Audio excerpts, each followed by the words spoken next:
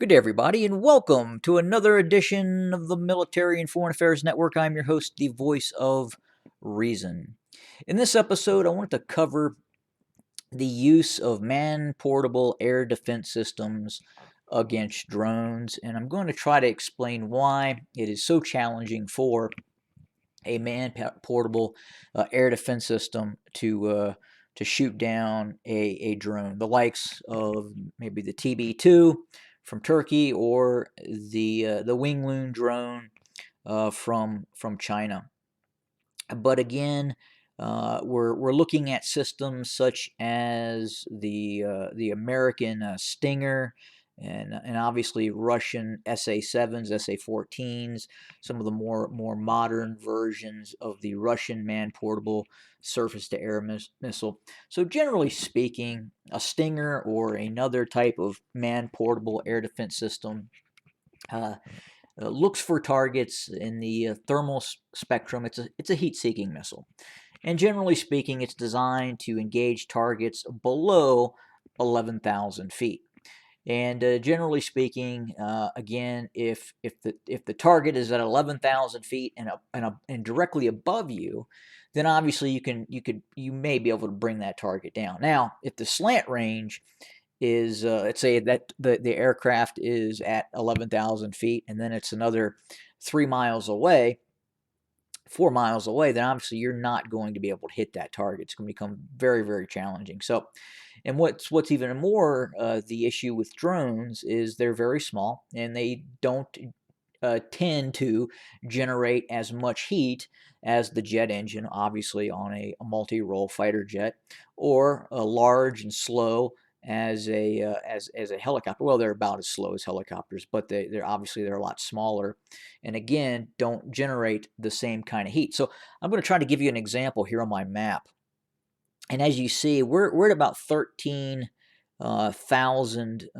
feet right now. The eye altitude is about 13,000 feet, and the elevation is about 5,162 feet. So if I keep going up, and obviously you can see uh, the distance at what these drones are flying at. So again, the difficulty is if the drone operator is directly below me and I'm the drone, then again, quite possibly, if he's able to see the drone, then he could then take his man-portable air defense system and attempt to acquire that target. Now, with these man-portable air defense systems, normally speaking, and if you're looking at a Stinger, the American version of the man-portable air defense system, it requires some additional steps. In some cases, you have to put cooling to activate the seeker head, which cools the optic, and then gives it the ability to look for and track targets. And once it finds a target, it gives you, the user, an audible tone, letting you know, hey, I have a good lock on this target. Shoot me, please. And then you fire the weapon system, and then hopefully the small warhead is able to continue to track the target, hit the target, and is big enough to bring down said target. Now, obviously, if these Stingers are going after a drone, which are much smaller than aircraft and aren't moving as fast, it can, in all likelihood, it would be able to bring those down relatively easy. The problem is again, these drones are operating very high. So again, let's pretend I'm the drone, and obviously I'm not going to fly directly over the target that I'm looking for. I'm going to have a certain amount of slant range. So again, the I may be 10, 11,000 feet, but my slant range in terms of some of the targets I'm looking for are way over here, right? So that's about 3 miles, maybe a little more, where my cursor is circling of the target that I'm actually looking at. And then obviously, if you're a drone operator, you have the ability, or you have the benefit in a lot of cases, of using a very advanced forward-looking infrared optic with incredible magnification. So he can see at a much greater range in the thermal spectrum. I mean, all the way down to even better resolution, much better resolution than that in the thermal spectrum, as you see in a lot of these videos.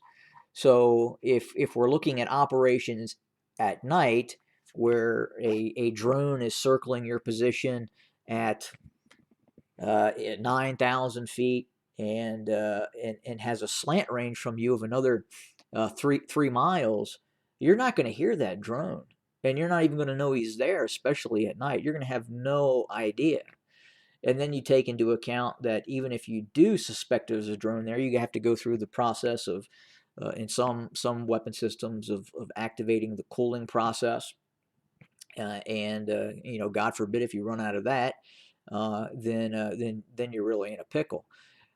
During the day, obviously, it's a little bit different. So you have the ability to quite possibly see drones. Now, if it's a clear day, a lot of drone tactics are to approach a target area with obviously the sun at their back. So again, looking for a drone that is coming at you from the sun side, then that makes it more challenging. Then you have to take in the account, is there clouds? So drone operators will utilize clouds. They will fly above clouds when they're kind of over a suspected target area. They may drop down just below cloud level, have a peek, see what's around, go back up, drop back down. So again, very difficult to engage and destroy a small drone, particularly because you just don't know they're there. Most of the individuals who are engaged in are killed by drones, be it a tank, an armored personnel carrier, a person in a truck, or a column of soldiers marching along a road, are simply not going to know the drone is there. Now, obviously, if they do know the drone is there, they're able to seek shelter and hopefully hide from that drone. But 9 times out of 10, probably greater than that even, the target of the drone simply does not know the drone is there, unfortunately. And only some fairly advanced radar systems are able to pick up these drones and track these drones, again because of their small size and just the nature of what they're made out of.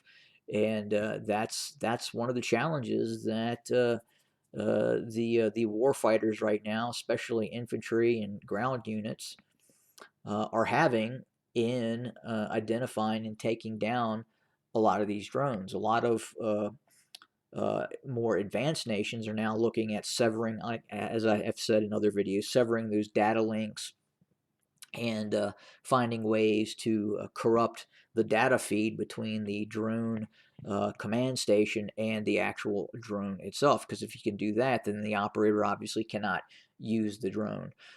But a system, especially a man-portable system, is very difficult. Now, obviously, man-portables can shoot down drones.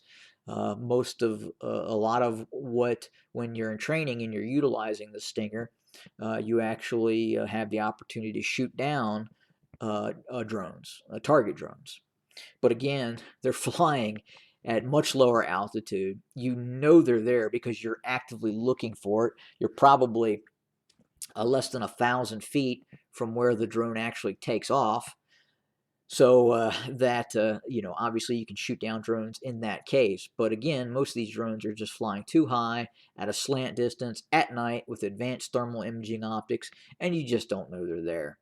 The Mujahideen in Afghanistan and other areas of the world, especially in Afghanistan, where they were able to effectively utilize drones.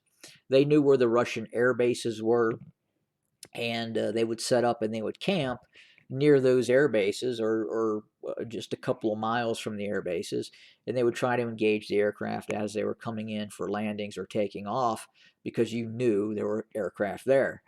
In other areas where you don't have an air base, again, very difficult to especially track and destroy drones that are not near an operational air base and you don't know they're there. So that is the challenge of using manned portable air defense systems against drones. Drones simply have greater altitude abilities, At the same time, they have that slant range slayed to those more advanced optics where you just have maybe your naked eye and maybe some binoculars, and that's pretty much it. So, and especially at night, identifying a drone is incredibly almost impossible. Especially again when we're talking about that altitude and that slant range with that thermal imaging optic that they're going to inherently use in these more advanced systems. But I just wanted to cover that and talk about that. There was some questions going around about using MANPADS against drones, and that's kind of my my take on it, my analysis. So I hope that helps. Talk to everybody soon.